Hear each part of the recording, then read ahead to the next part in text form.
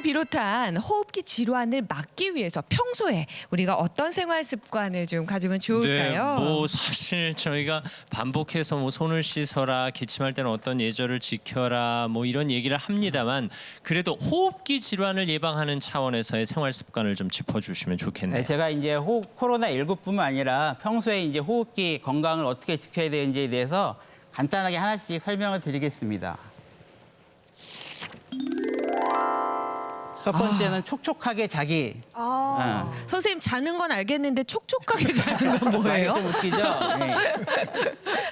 그러니까 우리 몸은 이제 전반적으로 이 호흡기는 점막이라는 걸로 둘러싸여 있습니다. 네. 이 점막에는 표면에 점액이라는 게 있고요. 그 앞에 이제 털이 나 있죠. 털이 나 있기 때문에 그걸 섬모라고 하는데 이제 바이러스나 이물질 같은 게 들어오면 점막에서 점액이 첫 번째로 막아주는 역할을 하고요. 네. 이런 이물질을 점액이 둘러싸여서 이게 가래가 되는 거죠. 이 가래를 섬모라는 털이 자꾸 운동을 해서 밖으로 배출시켜줘서 네. 우리 몸을 지켜주는 역할을 하게 됩니다. 근데 평소에 이제 물을 많이 먹지 않고 잘 때 건조하게 자면 이 점막이 마르죠. 마르게 되면 점액도 줄어들고요. 섬모의 운동도 떨어지고 점막도 말라붙기 때문에 네. 바이러스가 침투했을 때 훨씬 더 병이 생길 수 있게 만들어줍니다. 선생님 그러면 평소에 좀 다른 사람에 비해서 나는 가래가 좀 많다. 뭐 자고 일어났을 때 가래가 특히 좀 심하다. 이런 사람들은 그럼 잠자는 동안 너무 건조했다는 얘기가 될 수도 있겠네요. 그래서 이제 그런 분들이 꽤 있죠. 자고 일어났더니 가래가 목에 달라붙어서 네. 못 일어나겠다. 이제 이거는 이제 말 그대로 건조하면 가래가 양은 줄지만 끈적끈적해지거든요. 점도가. 네, 그렇기 때문에 훨씬 더 불편하게 느껴지시는 거죠. 예, 물을 그렇기 자주 마시고 이런 게 중요하겠네요. 네. 그래서 이제 이렇게 아까 말씀드린 대로 점막의 습도를 유지하고 점액을 많게 충분히 유지하기 위해서는 평소에도 수분 섭취를 많이 하셔야 되고요.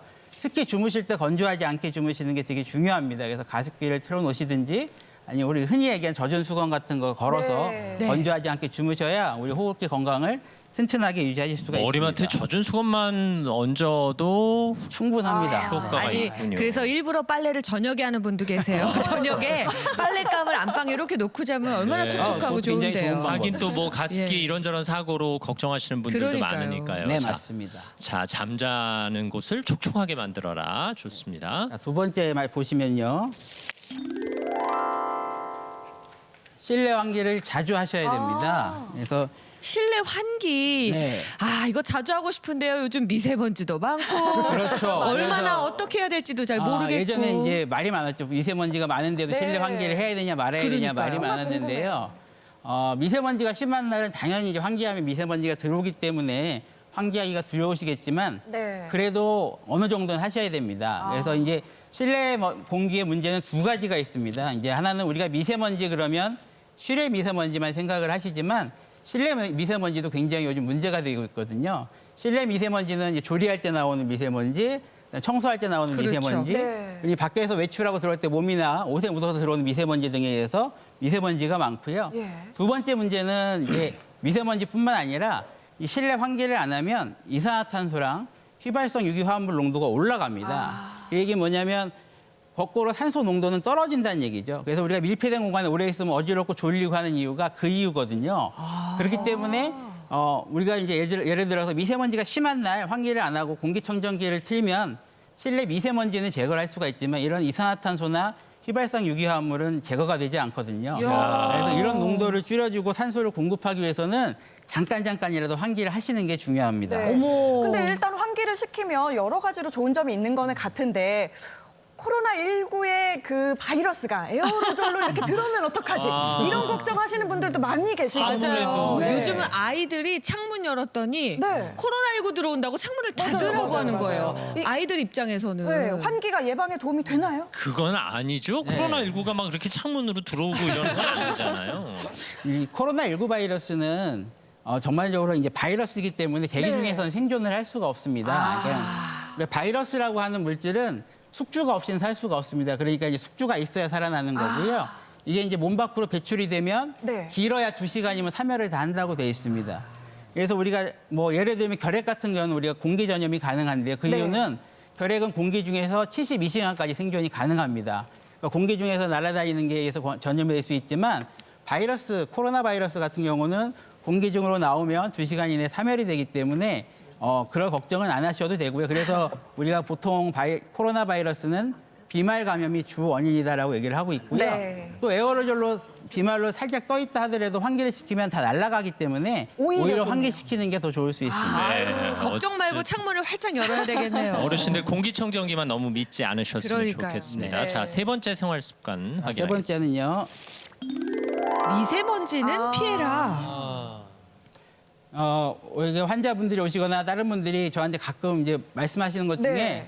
나는 운동을 열심히 하고 매일 마라톤을 하기 때문에 폐활량이 자꾸 늘어나 이렇게 말씀하시는 분들이 있는데 그거는 사실이 아닙니다. 그러니까 폐활량은 늘어나지 않습니다. 정말요? 폐활량은 정해져 있습니다. 그래요? 네, 그렇기 때문에 저는 항상 폐활량은 늘리는 게 아니라 지키는 거라고 말씀을 드리는데요. 우리 몸이 이제 태어나서 폐가 성숙을 하면서 20세 정도가 되면은 최대치의 폐활량을 갖고 있고요. 네. 그다음에 나이가 들면서 이제 폐가 노화가 되니까 서서히 자연스럽게 폐활량이 감소를 합니다. 근데 문제는 이 중간중간에 폐 안 좋은 활동, 영향을 미치는 행동을 하면 예를 들어서 담배를 피운다거나 네. 미세먼지를 많이 마신다거나 아니면 이제 폐렴이나 호흡기 질환을 자주 앓는다거나 하면 이게 정상적으로 떨어지는 거에 비해서 더 빨리 떨어지게 되는 거죠. 그래서 이제 나이가 들면 이제 숨이 차고 이런 네. 증상을 일으키는 뭐 만성 폐회성 폐질환 같은 게 오시는 건데요. 그렇기 때문에 이제 폐활량을 지키기 위해서는 폐 안 좋은 행동을 절대 하시면 안 되는 거죠. 그래서 담배도 피우시면 안 되고 그다음에 폐렴이나 호흡기 질환 안 걸리게 항상 조심하셔야 되고 또 그 중에 하나가 이제 미세먼지 문제가 큽니다. 그래서 미세먼지는 이제 여러 가지 폐 염증도 일으키고 폐 질환도 일으키고 WHO에서 미세먼지는 1급 발암 물질로 지정을 했습니다. 네. 그래서 미세먼지 안에는 단순히 먼지만 들어있는 게 아니고 여러 가지 독성 물질이나 나쁜 화학 물질이 들어가 있기 때문에 이게 폐포를 통해 들어온 폐렴도 일으키지만 그게 혈액을 타고 돌다가 어느 순간에 이제 발암 물질이 돼서 폐암도 유발할 수가 있기 때문에 미세먼지는 반드시 피하셔야 됩니다. 네. 그래서 이제 미세먼지가 심한 날은 꼭 마스크를 쓰셔야 되고요. 네. 가능하면 외출을 안 하시는 게 좋고요. 그렇게 하고 그렇게 해서 미세먼지를 꼭 피해야 우리가 이제 폐 건강을 잘 유지할 수가 있겠습니다. 네, 지금 호흡기 질환 예방하는 생활 습관 이건 비단 지금 상황뿐만 아니라 네, 평소에도 맞습니다. 네, 지켜야 지켜야 하는 되겠네요. 습관들입니다. 자, 네 번째 생활 습관 보여주시죠. 운동을 가려서 해라. 운동을 하긴 하되 네. 네, 뭐 우리가 이제 건강을 지키는데 운동은 당연히 필요한 거고 네. 운동을 네. 많이 하면 당연히 좋은 건데요. 문제는 이제 호흡기 질환이 있으신 분들은 피해야 될 운동이 있다는 거죠. 그래서 어떤 우리가 걸까요? 이제 쉽게 얘기하면 이제 찬 공기를 들이마시면서 야외에서 하는 운동은 별로 좋지 않은 걸로 되어 있습니다. 이제 특히 천식이나 만성 폐쇄성 폐질환 환자분처럼 기관지가 좁아져서 숨이 차신 분들은 네. 찬 공기가 갑자기 들어오면 기관지가 수축을 하기 때문에 더 숨이 찰 수가 있거든요. 그래서 이제 호흡기 질환자분들한테 가장 좋은 운동이라고 하는 것은 따뜻한 실내에서 습도가 높은 실내 수영장에서 수영하는 걸 제일 추천을 드리고 있고요. 수영. 네. 그 외에는 이제 실내에서 뭐 자전거를 탄다든가 실내에서 걷기 운동, 야외 활동하시려면 미세먼지가 없는 따뜻한 날에 산책하는 정도를 제일 추천을 드리고요. 네.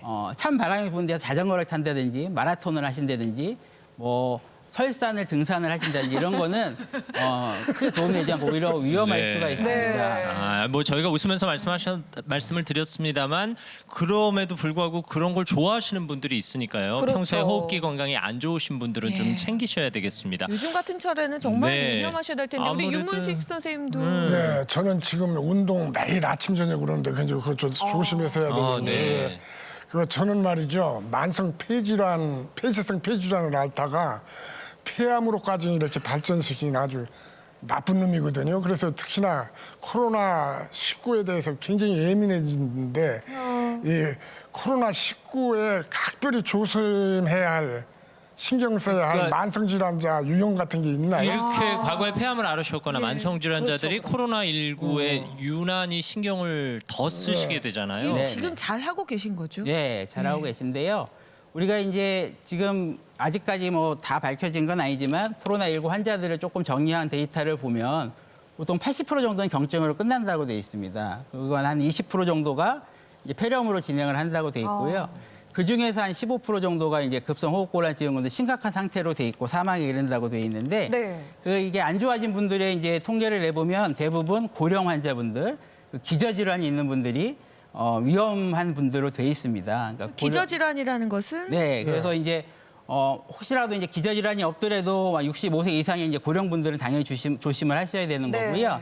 우리가 이제 기저질환이라고 얘기하는 건 만성질환이죠. 뭐 당뇨병, 고혈압, 뭐 심혈관 질환 다 포함이 되고요. 특히 아까 이제 윤문식 선생님처럼 만성 폐쇄성 폐질환이 천식, 기관지 확장증이라고 옛날에 이제 폐를 앓은 후에 기관지가 망가져서 네. 기관지에 자꾸 염증이 자주 발생하는 질환이 있습니다. 그런 만성 호흡기 질환을 가진 분들은 더 위험하기 때문에 항상 조심을 하셔야 되고요. 네. 그래서 이런 분들은 항상 외출을 삼가하시고 외출할 때 마스크 쓰시고요. 네. 손